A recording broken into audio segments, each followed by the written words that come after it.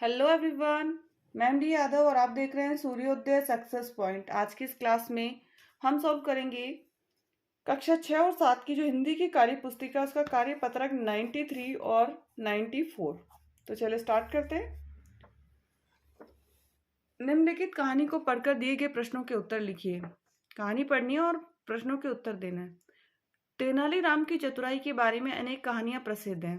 कहा जाता है कि एक बार राजा कृष्णदेव राय किसी कारण तेनालीराम से नाराज हो गए।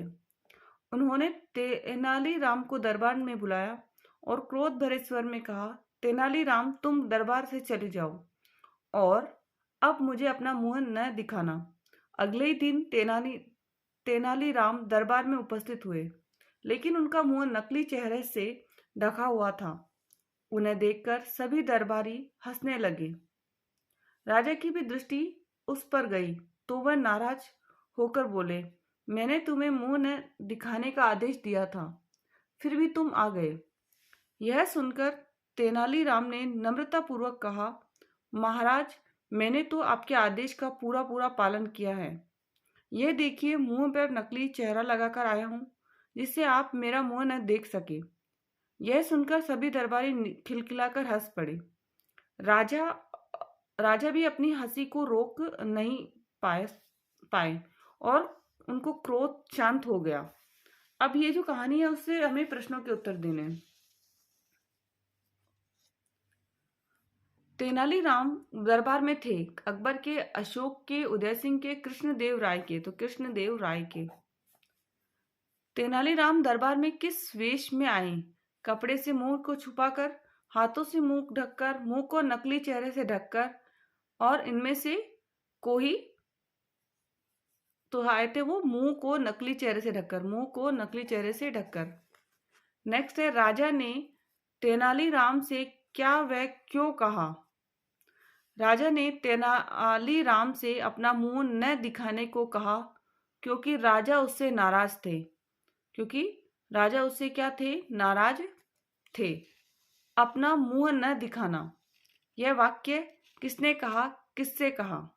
राजा ने तेनालीराम से। किससे कहा? राजा ने तेनालीराम से यह वाक्य कहा। नेक्स्ट इसका है, दिए गए शब्द के अर्थ लिखिए। चतुर का मतलब होता है कुशल, दृष्टि का मतलब होता है नजर, क्रोध का मतलब होता है गुस्सा, नाराज का मतलब होता है नाखुश, आदेश का अर्थ होता है आज्ञा, नम्र का अर्थ होता है विनित। नम्र का अर्थ क्या होता है? विनित। नेक्स्ट अब हम करेंगे 94 वाला, 94 वाला कार्य पत्रक।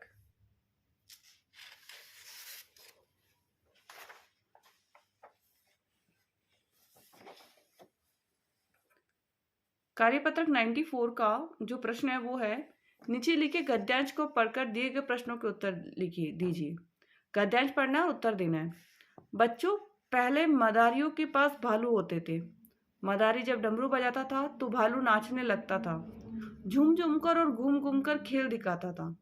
ये भालू काले होते थे, परंतु क्या तुम्हें पता है कि भालुओं की एक जाति सफेद भी होती है?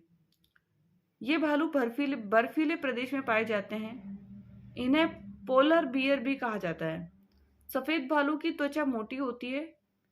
त्वचा पर सफेद रंग के घने किंतु मुलायम बाल होते हैं। सफेद भालू तैरने में कुशल होते हैं। सफेद भालू का रंग बर्फ से मिलता जुलता होता है। भालू की नजर बहुत तेज होती है। वह अपने शिकार को दूर से ही देख लेता है। सील मछली भालू का प्रिय भोजन है। सील मछली सांस लेने तथा आराम करने के लिए जब समुद्र में किनारे आती है तो भालू उसे अपना शिकार बना लेते हैं। भालू सोने और खाने के शौकीन होते हैं। ग्लोबल वार्मिंग की वजह से इनकी संख्या कम होती जा रही है। तो अब ये हो गया हमारा पैराग्राफ, उसके क्वेश्चंस के आंसर देने। भालू का प्रिय भोजन है मुर्गी, व्हेल मछली, टूना मछली, सील मछली। तो इसका जो उत्तर है वो क्या होगा? सील मछली। सील मछली। सफेद भालू की त्वचा होती है मोटी, पतली, दोनों, दोनों ही नहीं। तो क्या होती है? मोटी। मोटी होती है। कौन सी होती है? मोटी। सफेद रंग के भालू कहाँ पाए जाते हैं और इन्हें दूसरे किस नाम से जाना जाता है? सफेद भालू बर्फीले प्रदेश में पाए जाते हैं। इन्हें पोलर बियर भी कहा जाता है? सफेद भालू बर्फीले प्रदेश में पाए जाते हैं। इन्हें पोलर बियर भी कहा जाता है। भालू तैरने में क्या होते हैं? कुशल होते हैं। क्या होते हैं? कुशल होते हैं। कमजोर और कुशल में से कुशल होते हैं। सोने और खाने के शौकीन कौन होते हैं? तो भालू। क्या कौन होते हैं शौकीन? भालू। किस कारण से भालुओं की संख्या कम होती जा रही है? ग्लोबल वार्मिंग की वजह से। ग्लोबल वार्मिंग की वजह से। भालू के स्वभाव की विशेषताओं के बारे में लिखिए।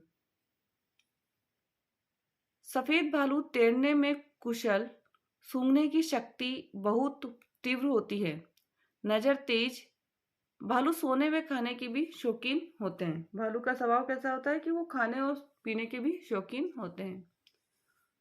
काले भालू और पोलर बियर में अंतर क्या है? काले भालू काले रंग के होते हैं तथा पोलर बियर सफेद रंग के होते हैं।